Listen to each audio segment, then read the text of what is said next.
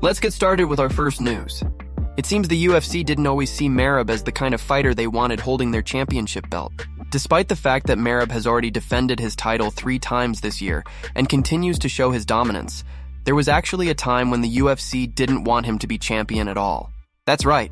According to his coach, John Wood, the promotion wasn't exactly thrilled about the idea of Merab sitting at the top of the division. During an interview with Mike Bone, Wood reflected on how the UFC initially viewed Merab. He said, "The UFC did not want that guy to be champion. They really didn't. But things have changed drastically since then." Merab has evolved into one of the most entertaining fighters in the game today. 10 fights ago, no one would have believed he'd reach this level. Back then, he was known mostly for his relentless pace and grinding style, not for finishing fights. But now, he's nearly knocking guys out, submitting top contenders like Sean Ali, and absolutely running through opponents who were supposed to be taller, longer, and technically better. Wood praised his fighter, saying Merab is doing special things inside the octagon right now, things very few could have predicted. And it's true. Merab's transformation from a workhorse to a must-watch champion has been remarkable. He's proven he's not just a grinder, but a complete, dangerous fighter capable of finishing anyone on any night. As for what's next, there's still no official word from the UFC on whether Merab will fight on the upcoming UFC 323 card, which is set for December 6th. However, the champion has made it very clear that he plans to use his championship privilege to secure his spot on that card before the year ends. With his current momentum, fans can expect to see him back in action soon, ready to prove once again why he truly deserves to be the champion, whether the UFC likes it or not. Moving on to another news, the featherweight division is heating up again, and Daniel Cormier has decided to jump in as a matchmaker for the top contenders. The division is as stacked as it's ever been, with a new name shaking things up, Youssef Zal. After an impressive win streak, Zal has officially entered the top 10, adding even more depth and fire to one of the most competitive divisions in the UFC.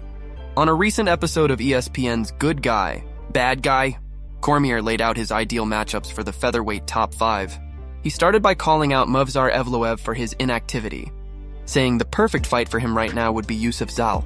According to DC, Movsar needs to stay active to maintain his momentum, and Zal's slick grappling would be the kind of challenge that could truly test him. But here's the thing.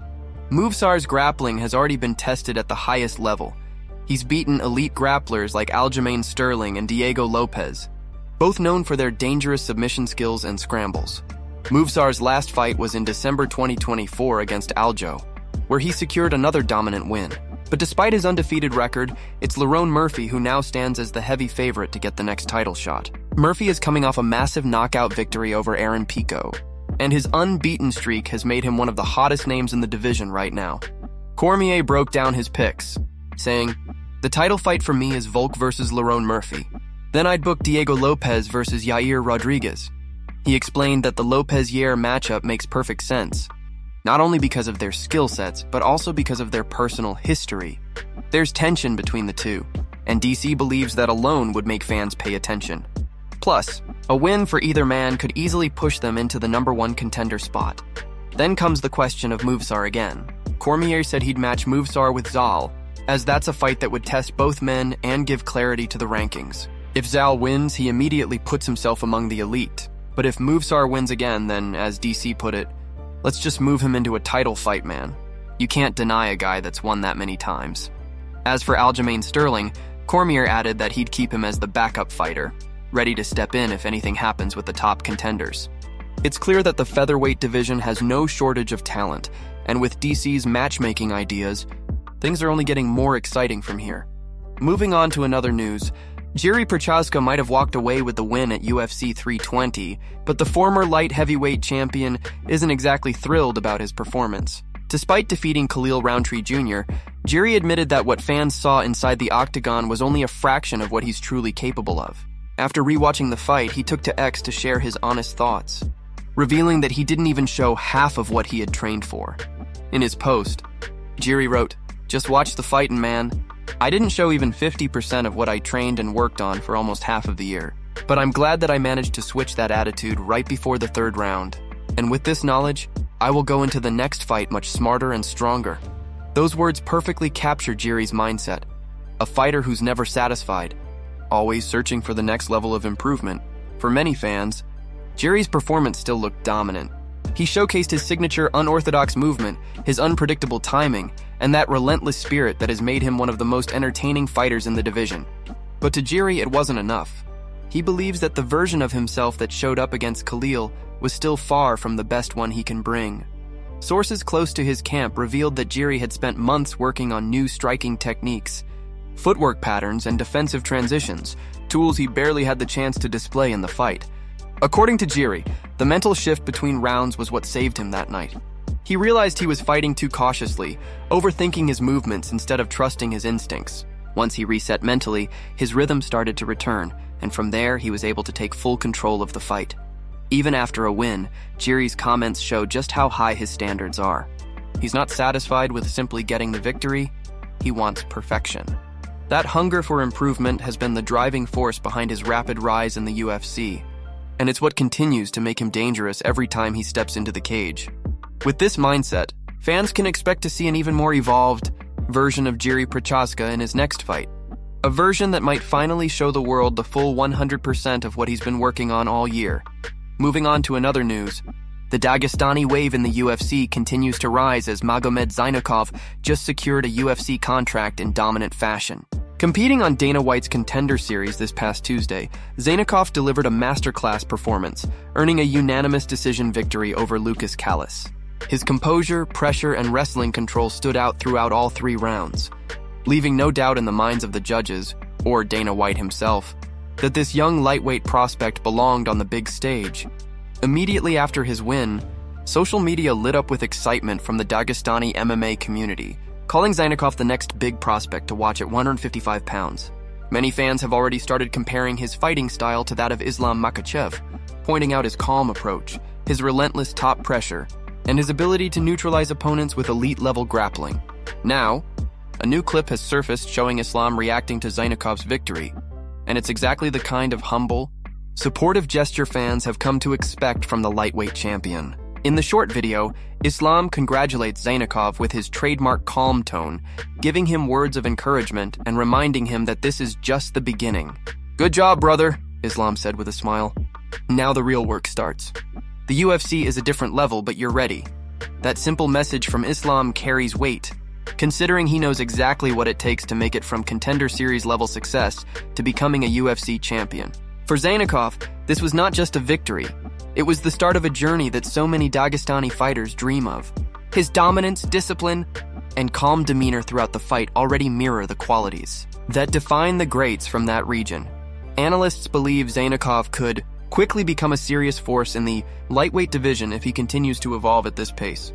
His ability to maintain control under pressure and transition smoothly between striking and grappling makes him a nightmare matchup for many opponents.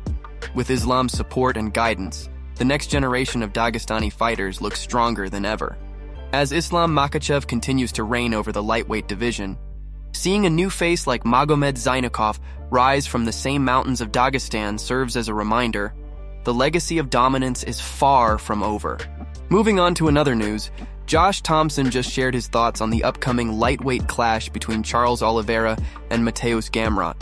And he believes a lot of people are seriously underestimating Charles. With many fans claiming that Oliveira is coming back too soon after that brutal knockout loss to Ilya a few months ago, Thompson thinks otherwise.